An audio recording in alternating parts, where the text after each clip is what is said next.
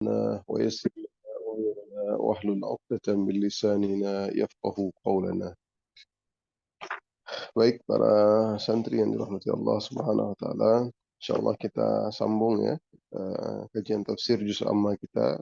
Semoga Allah mudahkan, insyaallah mudah-mudahan kita bisa selesai dalam mentadabburi ayat-ayat Al-Qur'an agar menjadi semangat kita untuk beribadah kepada Allah Subhanahu wa taala.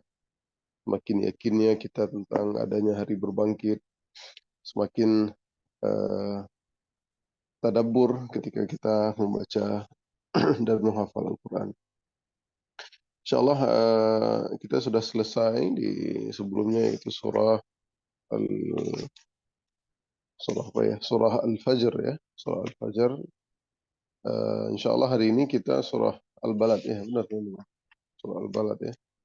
Surah Al-Balad sudah juga kita sekitar 3 ayat kemarin ya tentang sumpah Allah Subhanahu wa taala, yaitu la uqsimu bihadzal balad ya, tentang Allah bersumpah demi negeri Mekah ya. Kemudian Allah bersumpah juga demi wa anta hillum, dan engkau Muhammad benar-benar akan bertempat tinggal di sini ya.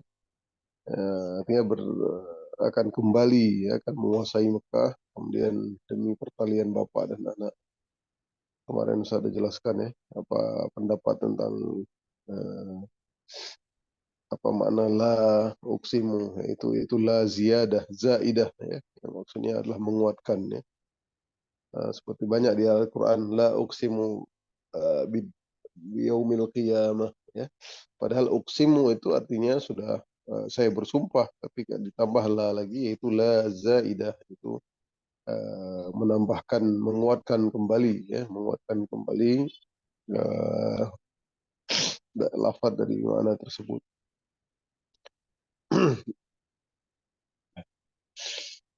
Baik teman-teman yang dirahmati Allah SWT, sebelum kita mulai ya, kita baca dulu ya.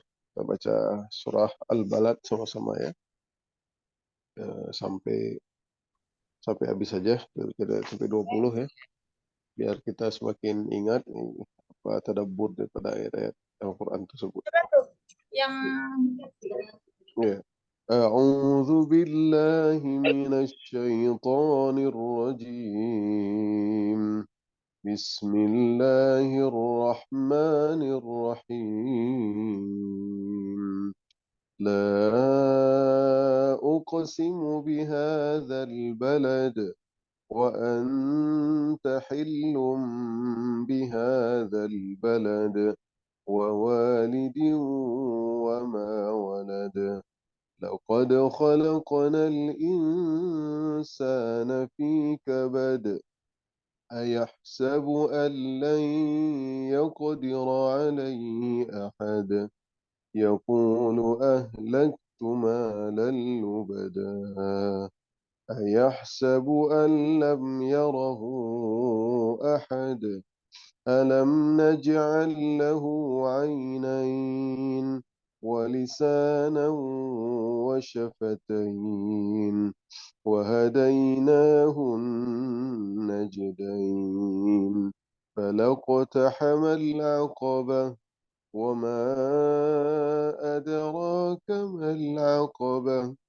فك رقبة أو إطعام في يوم ذي مسغبة يتيما ذا مقربة أو مسكينا ذا متربة ثم كان من الذين آمنوا وتواصوا بالصبر وتواصوا بالمرحمة أولئك أصحاب الميمنة والذين كفروا بآياتنا هم أصحاب المشأمة عليهم نار مؤصدة. Ya, alhamdulillah kita masuk ke ayat keempat ya. Laqad khalaqnal insana fi kabad. Ini dia sifat asli manusia ya. Laqad khalaqnal insana fi kabad. Itu sungguh kami telah menciptakan manusia dalam berada kesusahan, ya. Sungguh kami telah menciptakan manusia dalam berada dalam susah payah. Artinya itulah manusia, itu Allah telah menciptakan manusia itu susah payahnya manusia itu dari awal dia lahir, ya.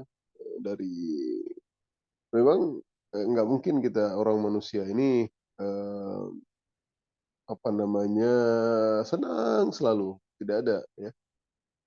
Inilah ujian, ya. Dunia ini ladang ujian, makanya ketika mulai ibu kita mengandung, ibu kita bersusah payah wahnan ala wahnin, ya. Semakin besar kandungannya, semakin susah, ya. Semakin kita buat ibu kita berat. Kemudian pas lahir ke dunia pun kita nggak lahir dengan tawa, tapi lahirnya dengan menangis. Kemudian setelah lahir, mulai 1 tahun, 2 tahun, bersusah payah, ya. Harus makan, harus minum, sakit, kemudian ya 3 tahun, 4 tahun, 5 tahun, mulai sekolah. Nggak ada yang mudah, nggak ada yang apa belajar, kan. Nah, dimarahin orang tua, macam-macam, ya. Sampai sekarang teman-teman udah santri juga pasti, aduh harus di orang tua kamu harus 30 juz, kamu harus ini, harus belajar. Nah, ya seperti itu. Jadi nggak ada yang susah, kita harus ngafal Quran, harus baca Quran, harus sekolah. Seperti itu. Jadi pas nanti udah tamat SMA harus kalau bisa harus dapat beasiswa, harus jadi susah, ya. Artinya memang begitulah hakikat kehidupan, ya. Jadi Allah bersumpah dengan 4 hal pada ayat 3, ya, pada ayat 3 ayat sebelumnya untuk menekankan bahwa manusia itu tercipta dalam kesulitan dan kepayahan. Jadi apa namanya? Pertama Allah sumpah dengan Makkah, kemudian Allah bersumpah dengan Nabi Muhammad wa anta hillum bihadzal balad. Kemudian ketiga Allah bersumpah dengan, ya, demi seorang ayah ataupun seorang bapak, ibu dan anak, ya, bagaimana pertalian bapak dan anak itu. Dan keempat, message-nya yaitu Allah bersumpah, sungguh kami telah menciptakan manusia dalam bersusah payah, ya. Ya, hal ini seolah Allah ingin membantah bagian orang yang mengatakan bahwa dunia ini merupakan sesuatu yang menyenangkan tanpa adanya kesulitan. Tidak, ya. Sekalipun dia anak seorang raja, ya, raja Inggris sekalipun, ya, anak ratu Inggris, ratu apalagi, anak raja ini, raja itu yang terlahir sudah ada bodyguardnya, yang terlahir sudah dikasih makanan-makanan yang baik, ya, yang terlahir sudah kemana-mana dijaga oleh oleh apa istilahnya, ya, prajurit-prajurit, ya. Dia tidak akan miskin, tapi tetap ada kesusahan, ya. Dia bisa sakit lah, kadang ada yang lumpuh lah, ada macam, ya. Enggak hanya sekedar ada duit atau tidak duit, ya.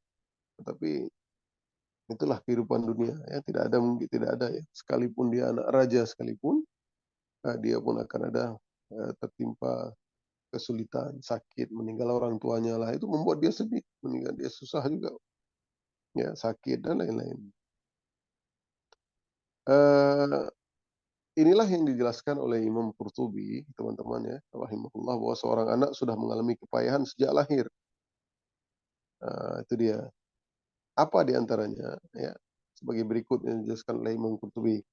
Ya, karena pada saat yang pertama, pada saat dilahirkan, pusarnya dipotong, kemudian ia harus menyusu kepada ibunya dan air susu ibunya sering tidak lancar. Itu satu. Ya, itu yang pertama yang disebutkan.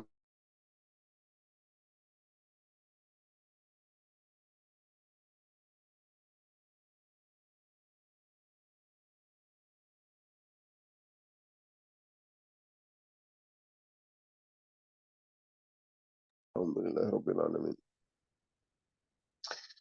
Ah, eh, yang kedua, yaitu kata Imam Qurtubi, ya, berapa bentuk kepayahan itu di antara lain. Yang kedua yaitu ketika giginya tumbuh, ia merasa kesakitan dan badannya panas. Itu kan anak-anak, ya. Sama kayak siapa hari ini, kayak Maryam, ya. Mungkin adik-adik kita, ya, anak-anak adik-adik santri siapa ketika gigi tumbuh udah mulai mulai. Ini baru lahir aja, ya, teman-teman, sebenarnya banyak lagi ini. Kemudian yang ketiga, misalkan setelah tumbuh dewasa ia harus menghadapi kehidupannya, ya. Tumbuh dewasa harus menghadapi kehidupan sendiri, ya. Misalkan orang tua kita sudah tidak ada lagi, ataupun ada masih orang tua, tapi kita harus nyari pekerjaan, harus nyari pekerjaan untuk kehidupan kita. Ya, itu merupakan ya menghadapi kehidupan, ya. Nah, kemudian yang keempat, misalkan setelah menikah ia harus menafkahi istri dan anak-anaknya. Ya, kalau seorang suami, istri juga begitu. Kalau suami misalkan tidak ada, aduh, ini apa kita bisa bantu mungkin support untuk keluarga dan lain-lain seperti itu. Ya, yang kelima, misalkan pada masa tua badannya mulai melemah. Jadi cobaan, ujian, senang, ujian, senang. Sedikit ya, ada masa senang. Misalkan yang kelima tadi, pada masa tua badannya mulai melemah, ya, ia terus-menerus mengalami kepayahan hingga akhirnya meninggal dunia. Hmm. Terus ini kehidupan dunia ya, yang keenam ya. Di dalam kubur ia akan ditanyai oleh para malaikat. Makanya ketika hidup di dunia ya sementara ya, artinya 60 sampai 70 tahun ya. Endingnya semua kita yakin masuk kubur ya. Nah, dalam kubur ia akan ditanyai oleh para malaikat. Kemudian yang terakhir yang ke-8, kemudian ia dibangkitkan lagi dalam keadaan payah. Ya, setelah dikuburkan dibangkitkan lagi dalam keadaan payah. Ya, nah itu dia. Ya, jadi payah-payah terus ya. Itu 8 hal yang dicontohkan oleh Imam Qurtubi, ya, mengatakan bahwasanya eh, jadi kepayahan itu sampai apa namanya, sampai dia meninggal, sampai setelah dia masuk kubur, ketika bangun dari kubur pun masih payah lagi. Ya, tadi pada saat dilahirkan, pada saat giginya tumbuh, ketika tumbuh dewasa, ketika udah menikah, ketika pada masa tua, ketika di alam kubur, ketika dibangkitkan lagi, itu fase stepnya. Ya. Artinya payah terus, karena dibangkitkan lagi kita akan menghadapi persidangan Allah. Payah juga, ketakutan semua, saya masuk surga atau masuk neraka. Hmm. Semua hal itu menunjukkan keberadaan Tuhan yang mengatur dirinya. Itu dia. Seandainya tidak ada yang mengatur, ia tentu akan memilih kesulitan tersebut, tidak memilih kesulitan tersebut. Seorang harus berusaha beramal soleh di dunia, ya, sehingga dapat menyelamatkannya dari kesulitan di akhirat. Eh, ya. Karena dengan demikian dia bisa beristirahat dan dari kepayahan ketika ia masuk surga nantinya. Jadi hakikat kehidupan dunia seperti itu teman-teman ya. Laqad khalaqnal insana fi kabad, susah payah. Makanya pernah suatu hari seseorang datang dari Khurasan untuk menemui Imam Ahmad, ya, Imam Ahmad bin Hambal ya. Kita tahu ya, Imam Ahmad bin Hambal ya, mazhab Hambali ya, beliau namanya Imam Ahmad bin Hambal. Jadi orang itu bertanya kepada Imam, "Ya Aba Abdillah, qasadtuka min Khurasan as'aluka an mas'alatin." Wahai Abu Abdillah, Imam Ahmad ya, gelar Imam Ahmad, aku menemuimu dari Khurasan. Khurasan itu daerah Iran ya, masalah ya, untuk bertanya kepadamu tentang satu permasalahan. Kemudian Imam menjawab, Sal, silahkan tanyakanlah. Sal, tanyakanlah. Maka orang itu berkata, Mata yajidul abdu ta'mar rahah. Kata si orang dari Khurasan tersebut ya, ini berhubungan dengan tadi ya, artinya manusia itu selalu kesulitan. Maka si seorang dari Khurasan itu bertanya, Mata yajidul abdu ta'mar rahah. Kapankah seorang hamba merasakan nikmatnya istirahat? Artinya kita tidur malam benar, tapi ketika kita bangun dari malam kita, aduh harus aktivitas teman-teman santri, aduh harus hafal Quran, harus bantu bibi, harus apa, harus nyuci, harus ada kegiatan. Jadi nggak ada yang kita istirahat terus, istirahat lagi, istirahat terus, istirahat lagi, makan kayak di surga, silakan. Nggak ada harus harus ambil piring kalau di dunia, ya, cuci piring lagi, kan? Nggak cuci piring dimarahin sama ustazah. Ya. Misalkan seperti itu. Jadi dia bertanya kepada Imam, kapankah seorang hamba merasakan nikmatnya istirahat? Ya, Imam Ahmad berkata, maka Imam Ahmad menjawab, kapan baru mulai istirahat yang sebenarnya, teman? Kata Imam Ahmad apa? Lihat jawabannya. Inda awwali qadamin yad'uha fil jannah. Inda awwali qadamin yad'uha fil jannah. Ketika pertama kali menginjakkan kakinya di surga. Ya. Inda awwali qadamin yad'u fil jannah. Itu ketika satu kaki sudah mulai masuk surga, maka hilanglah semua kabat itu. Hilanglah semua kesulitan, hilanglah semua kesengsaraan. Karena orang yang masuk surga semuanya senang. Ya, kalau dia ada susah berarti nggak masuk surga. Ya, karena di surga adalah darut thayyib, darus sa'adah, ya, tempat kesenang-senangan, tempat yang bersih. Jadi orang-orang yang kotor hatinya pun belum bisa masuk, dicuci dulu, ya, di-scan dulu, ya. Nanti kalau apalagi orang-orang beriman itu sebelum masuk surga ada namanya nanti qantarah, ya, tempat ya ada kita masih ada dongkol-dongkol sama teman, dongkol-dongkol sama sesama muslim itu dibersihkan dulu. Jadi nggak ada yang masuk surga kecuali hatinya itu thayyib, hatinya bersih. Ya nggak ada hasad, nggak ada dengki, nggak ada dongkol-dongkolan masih ada di dunia dulu yang kita pernah teringat kata-kata dia walaupun kita nggak bilang tapi kita masih sakit hati. Dibersihkan dulu. Jadi ketika kapan baru seorang manusia ini merasakan istirahat yang sebenar-benarnya, kesenangan yang sebenar-benarnya, tidak ada perlu letih, tidak ada perlu harus berusaha lagi, itulah di surga. Ya, mau makan langsung datang makanannya sendiri, mau minum langsung, tidur-tidur, ya, kita nggak perlu harus BAB lagi, nggak perlu harus ke toilet lagi, karena di surga nggak ada toilet, ya, semua orang akan muda selalu tanpa tua, ya. Laki-laki dan wanita juga sama seperti itu, diberikan kesehatan oleh Allah Subhanahu wa taala. Kita makan-makan terus tapi tidak buang, ya. Ya cuman keluar seperti bau apa namanya, seperti bukan bau, seperti peluh, ya, seperti keringat. Artinya makanan seperti dan keringat itu wangi. Nah, jadi subhanallah ya, ini buah di surga, makanan-makanan di surga itu nggak membuat kita harus ke toilet, ya. Kalau nggak kita ke toilet setiap hari. Ya, tapi bagaimana subhanallah Allah mampu membuat itu dan itu mudah bagi Allah Subhanahu wa taala. Eh, Ini dia ya di antara tafsiran.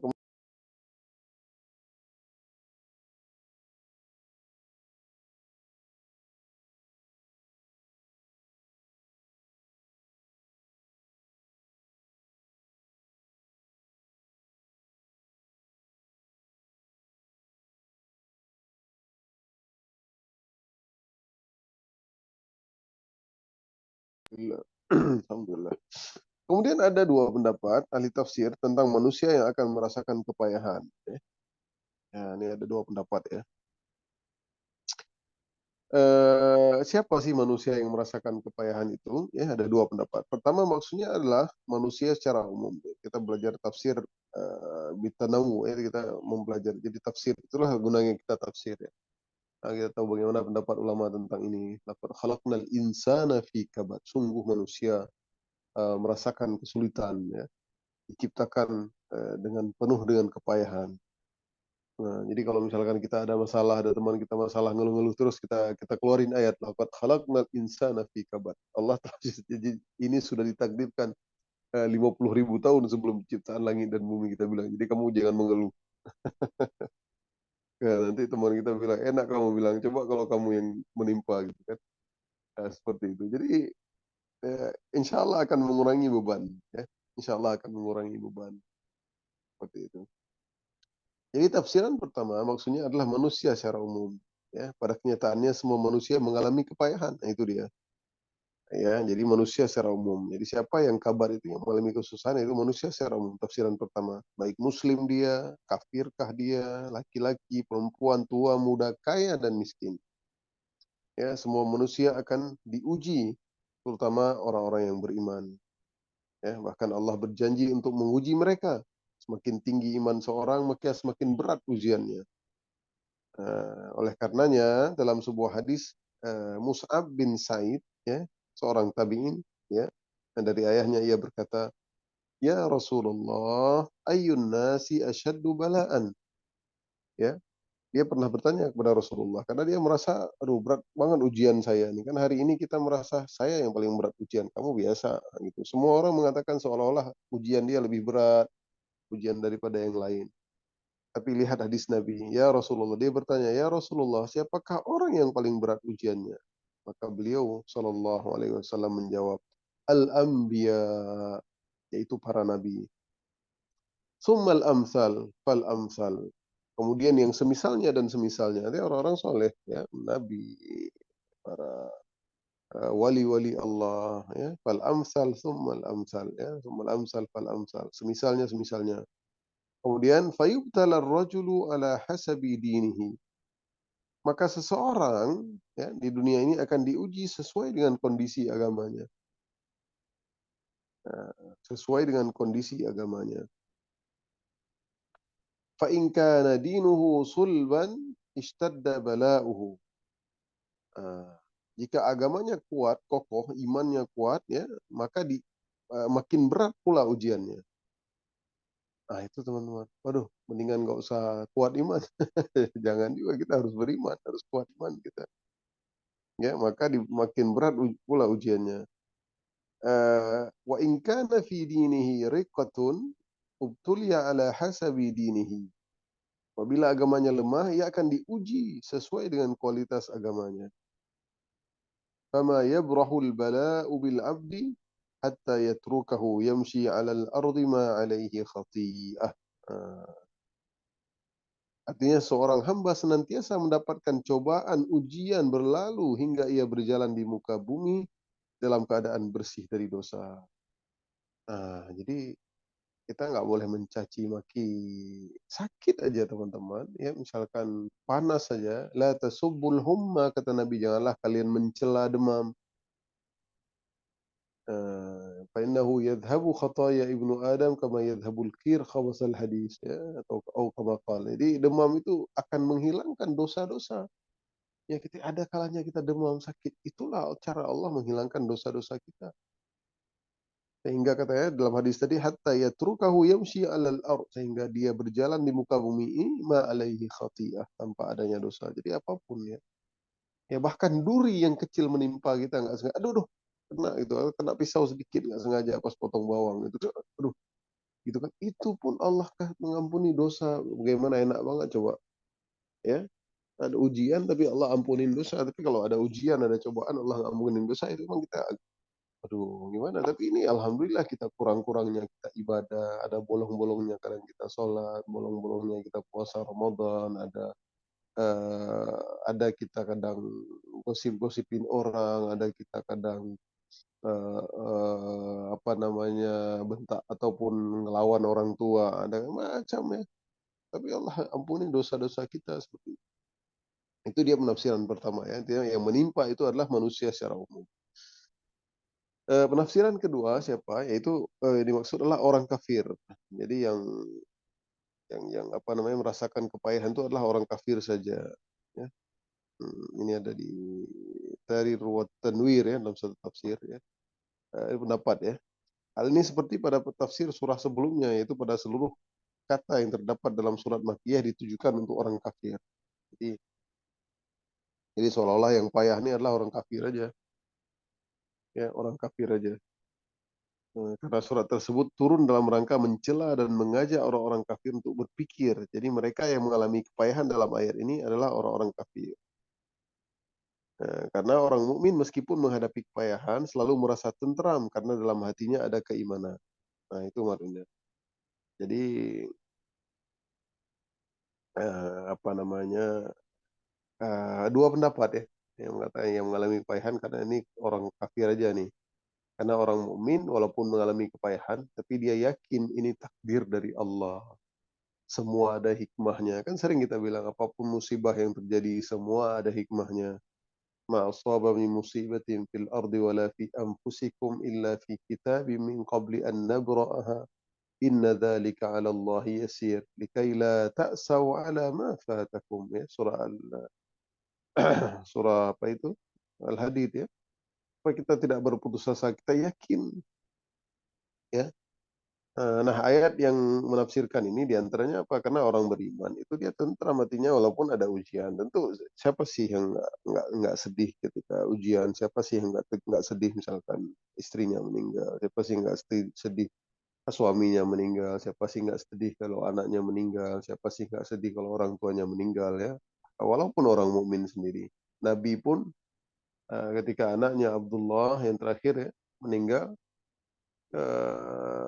Ibrahim kalau nggak salah Ustaz, ya, Ibrahim anaknya Maria Qibtiyah, maka anak Nabi pun wa innal ain latudma. Jadi air matanya keluar juga. Jadi salah kalau orang bilang nggak boleh keluar air mata kalau ada yang meninggal atau apa. Salah ya. Hakikatnya kita sedih pasti meninggal orang yang kita kasihi pasti kita sedih ya.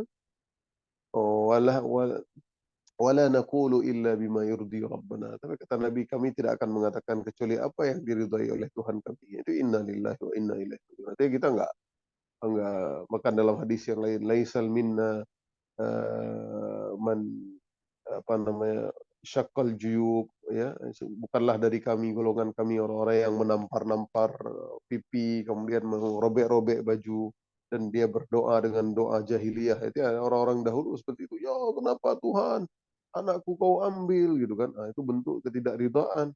Kemudian dia merobek-robek baju, meraung-raung kan. Ada orang hari ini nah, tidak pantas seorang muslim kalau timpa musibah dia meraung-raung seperti itu. Ya, karena kita orang yang beriman akan tentram hati kita dengan berzikir kepada Allah. Apa ayatnya? Teman-teman hafal semua. Surah Ar-Ra'd ayat 28. Ya. Ini masih tafsiran ayat keempat nih, teman-teman. Ayatnya apa? Alladzina amanu wa tatma'innu qulubuhum bidzikrillah. Ala bidzikrillahi tatma'innul qulub. Itu orang-orang yang beriman dan hati mereka menjadi tentram dengan mengingat Allah.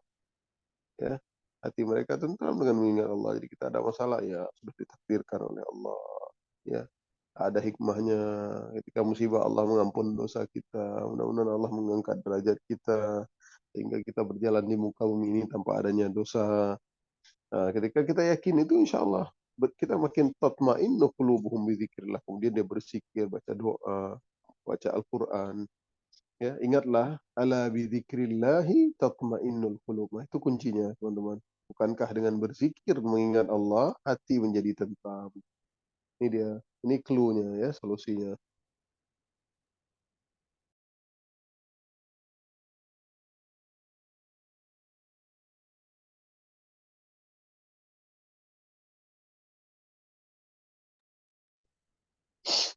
Alhamdulillah. Itu hati orang mukmin tetap tenang meskipun mereka diuji oleh Allah. Nah, inilah yang membedakan mereka antara orang-orang kafir dan yang tidak bahagia karena kekosongan iman, meskipun di luarnya mereka terlihat dalam kesenangan. Ya, betapa banyak hari ini kita lihat orang-orang kafir itu ya, kita lihat mungkin dia penuh dengan bergelimpangan harta, dia nggak perlu sholat, nggak perlu apapun, artinya apapun yang dia buat di dunia ini bisa aja dia mau main judi lah, dia mau pergi malam lah, mau keluar sama pacarnya lah, mau apa namanya berzina lah, kemudian nanti sebelum nikah berzina lagi, kemudian ya happy happy mereka, kemudian minuman khamar, ya. Eh, Happy sih kelihatannya dia ada duit apa gitu kan. Tapi ketika ending orang-orang kafir ini kita lihat banyak yang tidak. Contoh beberapa lah kita lihat selebriti-selebriti orang asing itu ya, Hollywood dan lain-lain itu. Ya, padahal bergelimpahan harta. Endingnya dia meninggal di narkoba. Endingnya dia kesendirian, nggak ada anak-anak entah kemana orang tua. Jadi seperti itu. Ya, banyak kita lihat. Ada seorang, saya dengar juga ceramah, ya, lupa Ustaz. Itu ada seorang bule ya, mereka banyak duit karena mereka pas gede anaknya nggak sama dia lagi ya, dia nggak ada istilah beda sama kita orang Islam, ada birrul walidain, kita pasti nelpon orang tua, pasti kita jenguk orang tua seperti itu. Jadi itulah beda ya orang-orang yang muslim atau mukmin dengan orang-orang yang kafir. Mereka hanya merasakan kelezatan jasmani saja orang kafir. Ya lezat sih, siapa nggak lezat ya? Dia senang-senang, happy-happy, dugem, ya. Apapun yang dilakukan boleh di dunia ini, tapi tidak merasakan kebahagiaan hati sebenarnya mereka. Oke, dalam surat Toha ayat 124, ya, surat Toha ayat 124, ya ini tafsiran kedua tadi ya, karena jadi yang merasakan kepayahan itu adalah orang kafir. Itu waman a'radu an dzikri fa inna lahu ma'isyatan dhanka wa nahsyuruhu yaumal qiyamati a'ma. Dan barang siapa yang berpaling dari peringatanku, maka sungguh dia akan menjalani kehidupan yang sempit. Ya, orang yang berpaling.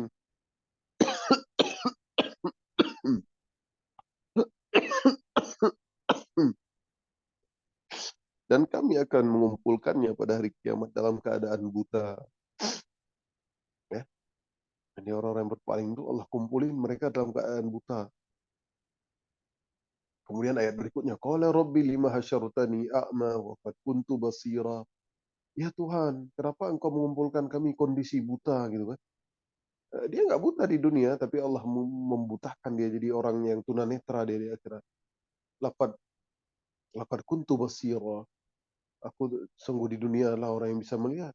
Qala kadzalika atatka ayatuna fanasitaha wa kadzalika al-yawma tunsa. Karena pada hari itu ya kalian di dunia telah melupakan ayat-ayat kami dan hari ini kami melupakan kalian. Sehingga Allah butakan mereka. Nauzubillah ya. Kita masuk ke ayat kelima ya.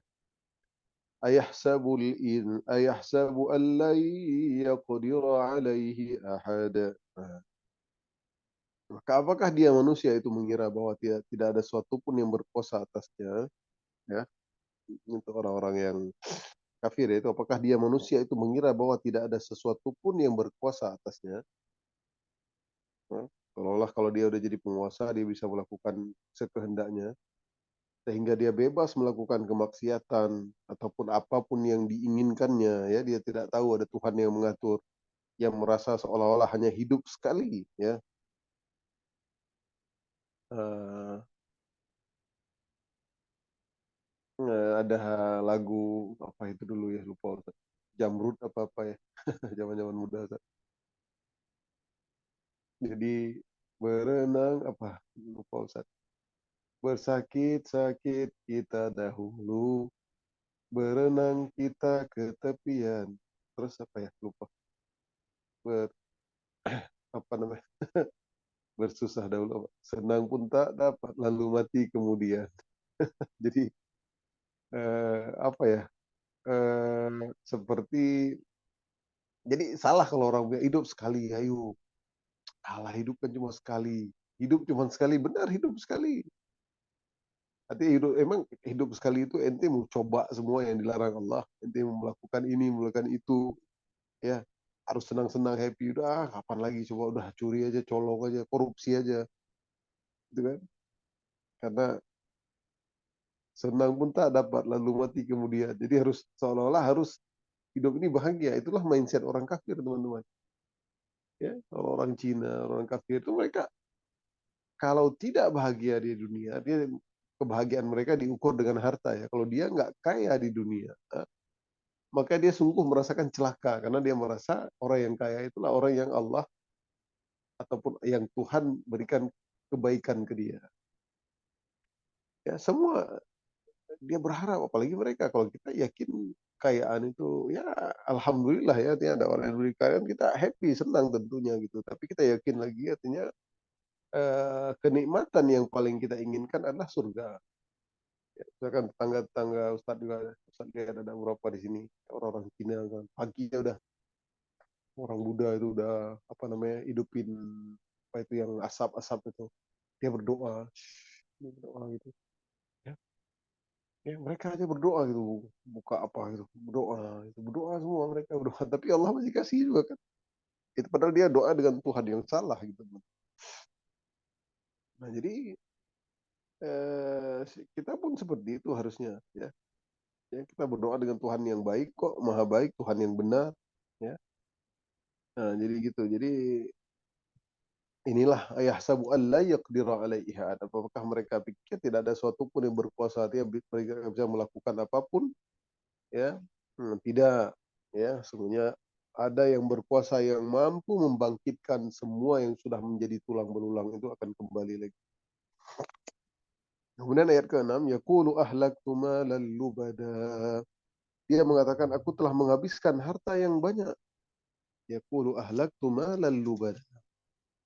Dan dia mengatakan aku telah menghabiskan harta yang banyak. Ya, itu orang kafir tadi. malan lubada. Karena dia telah menghabiskan semua hartanya ya untuk hal-hal yang haram dan berfoya-foya karena menyangka hartanya tidak akan habis. Nah, oleh sebab itu Allah menamakan sikap menghabiskan harta pada kemaksiatan dengan ihlak. Ahlak tu ihlak, yaitu memusnahkan, bukan infak. Ya, kalau harta yang digunakan untuk kebaikan, bangun masjid, menolong anak yatim, fakir miskin, ya, membantu orang-orang susah, ya, membangun tempat-tempat pendidikan dan lain-lain, ya, membangun jalan, maka itu adalah namanya infak.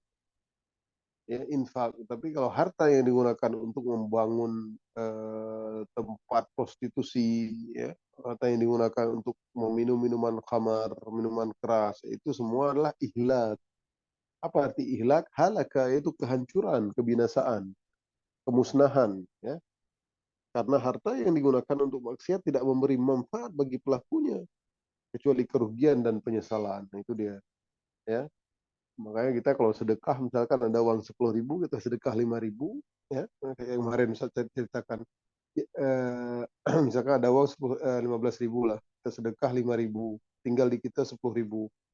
Maka sebenarnya yang tersisa itulah bukan yang 10.000, tapi yang 5.000 itulah tersisa. Itulah yang menjadi saksi kita nanti, yang menolong kita di hari akhirat kelak. Ma indakum yanfadu wa ma indallahi baq. Apa yang kalian uh, sisihkan, yang kalian berikan, maka di sisi Allah lah sisanya.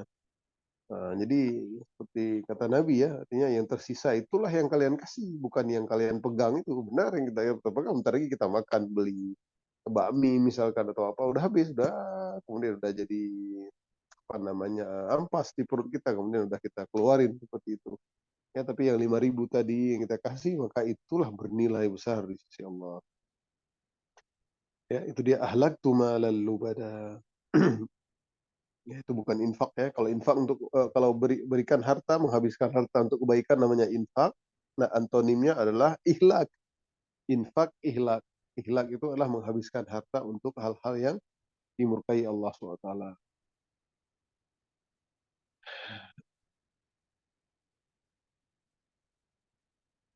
Kemudian ayat berikutnya, ayat ke-7. Saya ada waktu, ya.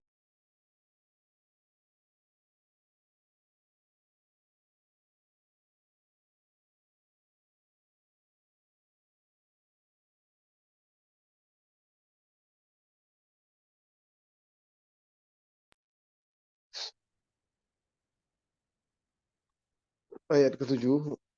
Ayahsabu an lam yarahu ahad. Ya. Ayahsabu an lam yarahu ahad. Apakah dia mengira bahwa tidak ada suatu pun yang melihatnya? Hmm. Ini kan parah ini. Masa dia, oh, ya, jadi masa tidak ada yang melihat? Allah pasti melihat. Maka mereka pikir tidak. Apa yang mereka lakukan di dunia ini dari kejian, ya sabu alam yarahu ahad, nggak ada yang melihat siapapun. Ya, saya bersenang-senang dengan khamar, dengan uang haram, ya, dan melakukan hal-hal yang dimurkai Allah SWT, nggak ada yang lihat, gitu kan? Ngapain? Eh, jadi Allah membantah kemudian, ya, pada ayat 8, 9, ya. Alam naj'al lahu aynain wa lisanan wa syafatain. Bukankah kami telah menjadikan untuknya sepasang mata dan lidah dan sepasang bibir. Ya, ya, sepasang mata, ya, kami telah menjadikannya untuk baginya sepasang mata, ya, bagi manusia, ya, bagi orang kafir terkhusus, ya, ainain walisanan, ya, lidah, dan sepasang bibir, wasyafatain. Ya, Allah membantah ini. Jadi seolah-olah mereka, apakah mereka menyangka nggak ada yang berkuasa, silahkan lakukan sekehendak kalian, kemudian nggak ada yang melihat, ya. Mereka berdalih seperti itu. Ini alam naj'al lahu. Maka Allah ingin menunjukkan karunia-Nya kepada manusia. Allah telah memberikan kepadanya kenikmatan lisan, sepasang bibir dan mata. Ini keindahan, teman-teman, ya. Satu mata hilang itu, apalagi dua mata. Ya, ya. Waduh, kita nggak bisa melihat apa-apa. Ya. semua organ tubuh panca indera kita kalau Allah cabut satu, makanya harusnya kita bersyukur setiap hari. Ya makanya kenapa di antara bentuk syukur kita baca subhanallah, alhamdulillah, la ilaha illallah, Allahu akbar ya. 33 kali subhanallah, alhamdulillah 33 kali, Allahu akbar 33 kali. Ya kemudian kita tutup 100 kali la ilaha illallah wa la syarikalah lahul mulk ya. Maka Allah ampuni dosa zabadul bahar, seperti buih di lautan. Ya bentuk syukur kita karena setiap organ ini sebenarnya kita harus bertasbih ya. Ya. Kita harus bersyukur tuh mata kita. Coba kalau Allah kasih satu aja mata nggak ada, coba nggak enak banget teman-teman. Ya, misalkan dari kiri antum buta sebelah gitu kan. Kanan antum kelihatan kalau bibi manggil, pas panggil, harus begini dulu antum. Nggak bisa kan? Subhanallah, untuk nikmat mata. Coba bayangin kalau nikmat nggak ada hitung. Misalkan teman-teman yang cantik-cantik nih, misalkan mata sebelah nggak ada kan? Nggak bisa kan? Jadi Wiro Sableng gitu kan? Nggak bisa. Jelek teman-teman. Ya. Soalnya bayangin kalau misalkan nggak ada lidah tadi. Ya. Oh, sini dulu. Oh, ini nggak bisa ngomong, dia nggak ada lidah. Ya. Wasyafatain, sepasang bibir ya. Kalau bibir nggak ada, kira-kira ganteng nggak kita? Cantik nggak teman-teman? Pas kita ngomong lidah doang keluar. Nggak ada bibir. Mana itu? Ya. Cantik nggak kita nggak ada bibir? Coba bayangin. Coba teman-teman pergi ke kaca gitu kan. Coba hilangin bibir, tinggalin lidah gitu. Nggak bisa ya? Coba gitu. Atau tinggalin mata gitu. Cantik nggak aku ya? gitu.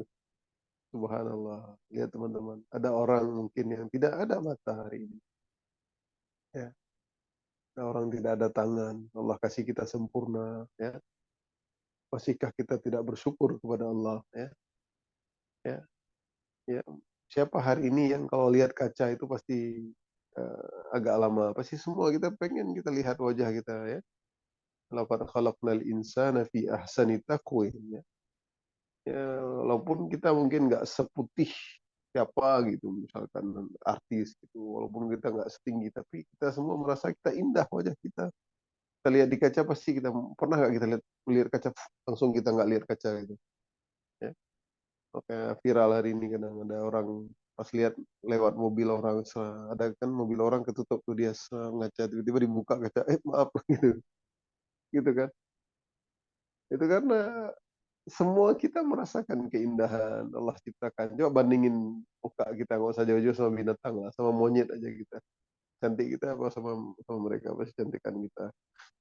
Itu teman-teman ya. Jadi inilah kenikmatan yang sangat besar ya. Kedua mata ya. Allah ciptakan. Bisa melihat keagungan dan kebesaran Allah. Ya, lihat langit, bumi semua. Bagaimana Allah susun matahari terbit ya. Bintang-bintang. Yakin kita ada yang mengaturnya. Kemudian lisan, kedua bibir gunakan untuk mengungkapkan isi hati, makan serta minum. Coba kalau nggak ada bibir, coba nggak indah ya. Lidah aja susah makannya, pasti tumpah-tumpah nasinya. Ya, hendaknya lah kita menggunakan fabi ayyi ala rabbikuma tukadziban ya. Nikmat Tuhanmu yang mana kamu dustakan. Makanya jangan harus bersyukur. Oleh karenanya tidak boleh kita menggunakan sesuatu pun yang Allah berikan untuk hal-hal yang haram. Wahadainahun najdain. Ya, masih ada waktu ya. Lagi ya. Dan kami telah menunjukkan kepadanya dua jalan. Hadainahun najdain. Najdain ini dua jalan. Ya. Ayat berikutnya ayat 10. Apa? Kebajikan dan kejahatan. Ya, kebajikan dan kejahatan. Allah telah menjelaskan kedua jalan tersebut agar manusia mengikuti jalan kebaikan dan meninggalkan jalan keburukan. Jadi ada dua jalan. Ya. Ada jalan kebaikan, jalan keburukan. Ya. Kalau kita tafsirkan di tafsir yang lain, itu jalan kebaikan itu satu, lurus dia, gitu. Tapi keburukan itu ada cabang-cabang. Kalau kita nggak istiqomah konsisten lurus terus, maka kita akan masuk ke jalan-jalan keburukan. Ya. Wa anna hadza apa namanya? Eh, wa anna hadza sirati mustaqiman fattabi'u wa la tattabi'u subula fatafarraqa bikum an sabili.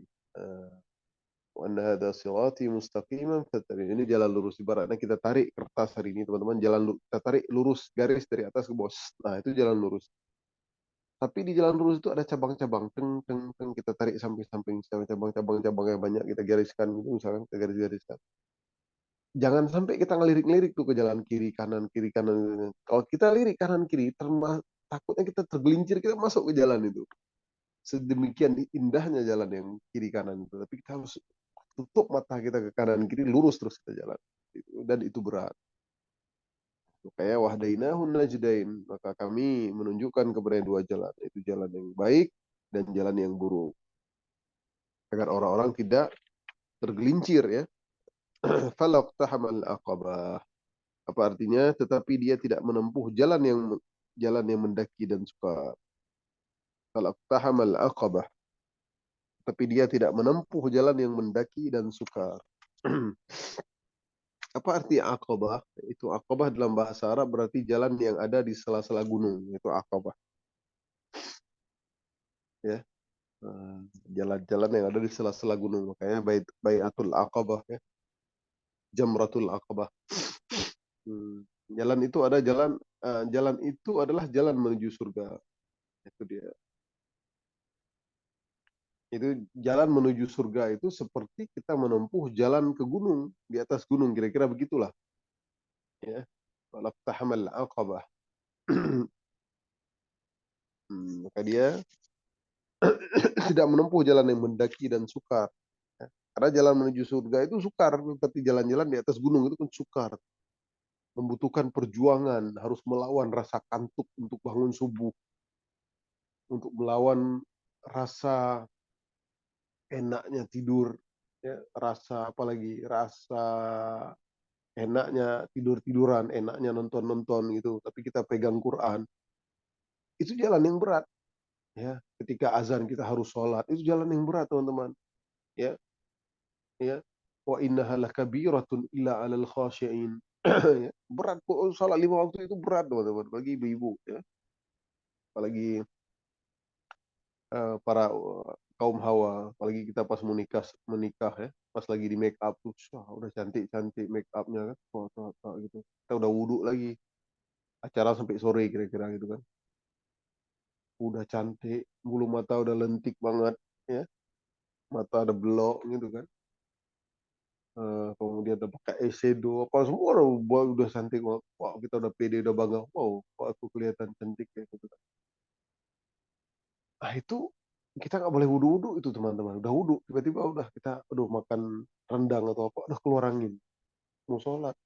Tapi kita masih bergandengan sama, sama pengantin kita waktu itu, Raja Sehari gitu kan. Nah itu berat, ya. Itu tuh berat. Kalau kita mau wudhu lagi, dirias lagi, karena rias itu bisa 1 jam, 2 jam.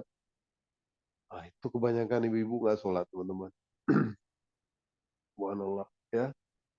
Makanya ini berat untuk teman ibu-ibu nih. Kalau lagi make up, lagi ada acara ya.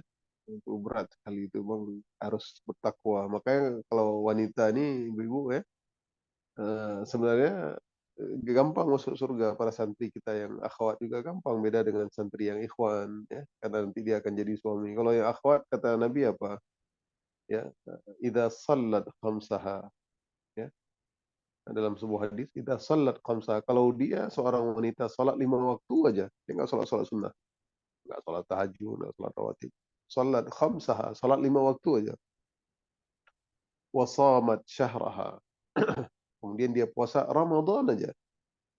Karena bagi wanita berat, pasti dia nanti datang bulan di bulan Ramadan, dia harus mengqadanya. Beda sama laki-laki, bisa nggak, dia nggak pernah datang bulan, nggak pernah merasakan eh, nggak pernah merasakan apa namanya, hormon nggak pas, mood nggak pas waktu datang bulan. Ya. Laki-laki nggak ada.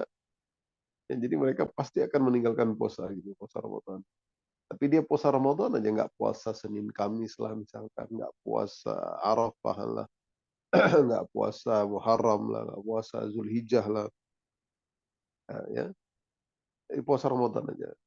Kemudian wa ata'at zaujaha, dan taat suaminya, ini berat juga bagi ibu-ibu, ya. Wa satarat aurataha, dan menutup auratnya, ini berat juga bagi ibu-ibu, apalagi kalau dia yang cantik, ini berat ditutup aurat semua.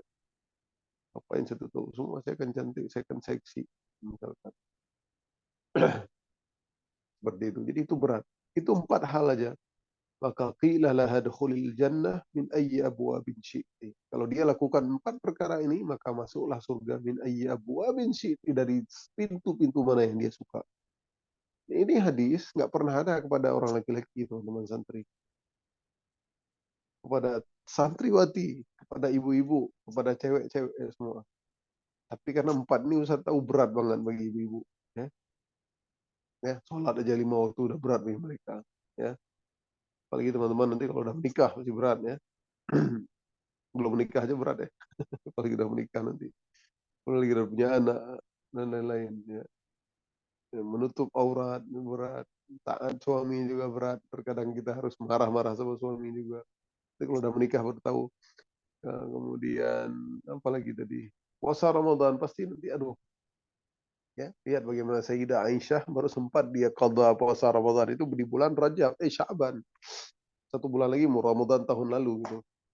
Yang puasa Ramadan ditinggalin, kita baru sempat puasa itu Sya'ban tahun depan gitu. Nah, seperti itu ada memang berat. Tapi ini kalau dilakukan aja bisa masuk surga. Lihat insya Allah nih. Ibu-ibu ya, ingat tuh santriwati Ustaz ya. 4 hal ini kalau kalian lakukan, nggak ada sunnah-sunnah yang lain, insya Allah masuk surga dari pintu manapun. Kalau ini aja mampu, apalagi kalau teman-teman sholat tahajud, baca Quran, hafiz Quran, apalagi puasa Senin Kamis, wah, subhanallah dah. Nah, antum udah jadi pemimpin bidadari di surga, insya Allah. Ya, bahkan wanita-wanita lebih cantik dari bidadari nanti di surga. Ya, bidadari wanita yang di dunia, ketika masuk surga maka dia menjadi pemimpinnya bidadari. Dia lebih cantik daripada bidadari di surga. Bidadari kita tahu bagaimana Allah ciptakan ya, dengan langsung tanpa ada di dunia, dengan tangan Allah langsung. Jadi, apalagi wanita di surga. Oke, kalau kita lihat hadis seorang wanita di surga kalau menampakkan hijabnya aja baunya wangi seluruh dunia itu apa? Nampak hijabnya aja lebih baik bersinar seluruh dunia. Bagaimana itu bingung kita kan? Tidak bisa kita bayangkan. Jadi bagaimana uh, Allah memuliakan wanita-wanita yang di dunia ketika mereka masuk surga. Itu dia tentang akabah tadi ya.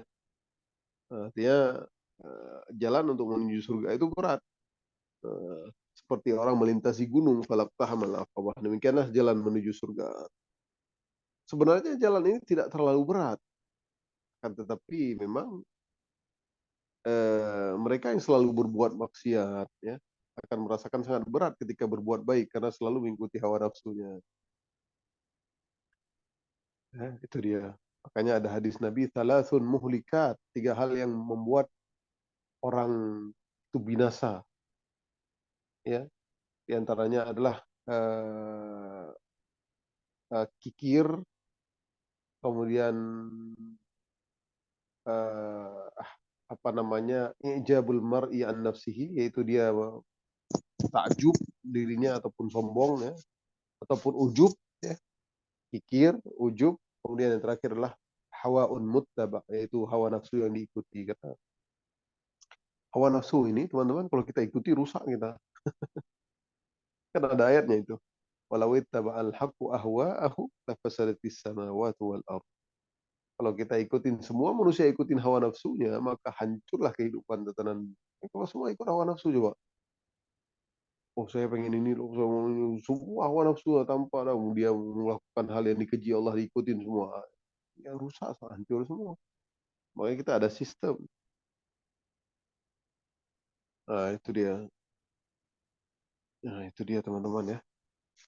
Insya Allah cukup ya hari ini. Insya Allah besok kita selesaikan hari Kamis depan ya. Insya Allah. Surah Al-Balad itu dia falaq tahmal aqabah. Ya, ada pendapat lain juga mengatakan Aqabah itu adalah gunung di neraka. Nah, ini 2 pendapat. Jadi Aqabah itu jalan-jalan di sela-sela gunung, ya. Satu pendapat pertama, pendapat kedua yaitu Al-Aqabah yaitu gunung di neraka. Sehingga ayat ini berarti jika seorang hendak lolos dan selamat dari siksaan mendaki gunung di neraka, lewatilah gunung tersebut dengan melakukan amalan-amalan kebaikan. Nah, seperti nanti fakkur Aqabah membebaskan budak ya, memberi makan, it'amun fi yaumin dzi masghab, memberikan makan orang-orang miskin dan lain-lainnya. Itu dia. Jadi setelah nanti insya Allah hari Kamis ya, ada ayat tentang apa sih biar kita lepas dari neraka, di antaranya apa yang kita lakukan. Nah, ciri-ciri orang yang ya, beriman, dan mudah-mudahan kita termasuk orang-orang yang beriman yang Allah masukkan ke dalam surganya Allah Subhanahu wa taala. Baik, para santri rahmati Allah Subhanahu wa taala, ini aja ya pada hari ini sampai ayat ke-13, ayat ke-12, 11 ya. Insyaallah hari Kamis depan kita selesaikan surah Al-Balad, kemudian setelah itu nanti kita akan masuk surah berikutnya, yaitu surah Asy-Syams ya. Kita hampir selesai nih. Masya Allah, alhamdulillah, semoga teman-teman bisa tadabbur ya, baca lagi tafsirnya ya. Yang catatan-catatannya itu Masya Allah ditulis ya. Bagus tuh ya, karena emang menulis itulah ilmu teman-teman ya. Ustaz dulu belajar ya di Kairo dimanapun ya, kalau ada guru belajar kita nggak bawa pena, nggak bawa buku, itu dimarahin ya. Bagaimana Imam Ahmad itu, bagaimana sehingga beliau menjadi seorang ulama yang subhanallah ya. Amalan beliau, bagaimana pahala beliau sampai hari ini ya, ilmu beliau ya terang di kuburan beliau itu. Beliau mengatakan sampai waktu tua masih masih nulis-nulis gitu. Ketika beliau udah tua masih nulis-nulis gitu kan. Apalagi kata ada seorang ya, sahabat, mungkin sahabatnya beliau, atau apalagi Imam Ahmad, engkau lah sudah ulamanya besar kayak Imam Syafi'i lah gitu kan. Udah besar, ngapain lagi? Kata beliau, minal mihbarah ilal mikbarah, dari pena sampai sampai mikbarah, sampai ke kuburan. Jadi ya itulah, utlubul ilma minal mahdi ilal lahdi ya, dari lahir sampai liang lahat. Ini memang itulah kita menuntut ilmu, apalagi ilmu syar'i ya. Ilmu kebahagiaan, ilmu yang buat kita bahagia, ilmu mengenal Allah ya. Yakinnya kita hari berbangkit, sehingga kita tenang aja iman kita. Apapun musibah yang melanda kita, udah bismillah. Ini ada hikmahnya yang Allah berikan. Ketika senang pun kita nggak terlarut dengan kesenangan ya. Gitu kan. Seperti itu teman-teman ya. Insya Allah mudah-mudahan apa yang kita pelajari kita bisa amalkan, ketika kita tadabbur, ketika kita membaca, semakin taat kita, insya Allah semoga para santri juga Allah berikan kesehatan ya, dimanapun berada santri insya Allah bahagia dunia dan akhirat ya. Insya Allah. Baik, ini aja dari Ustaz ya. Kita tutup dengan doa kafarat majelis. Subhanakallahumma bihamdik, asyhadu an la ilaha illa anta, astaghfiruka wa atubu ilaik. Silakan teman-teman santri, mungkin ada yang mau ditanyakan mungkin. Kalau ada yang mau ditanyakan silahkan, kalau nggak ada kita akhiri. ada ada pertanyaan. Silahkan bebas ya. Ya, kalau setelah kajian misalnya ada yang mau ditanyakan mengenai apapun ya. Nanti kalau Ustadz nggak bisa jawab, ya mungkin satu atau dua pertanyaan,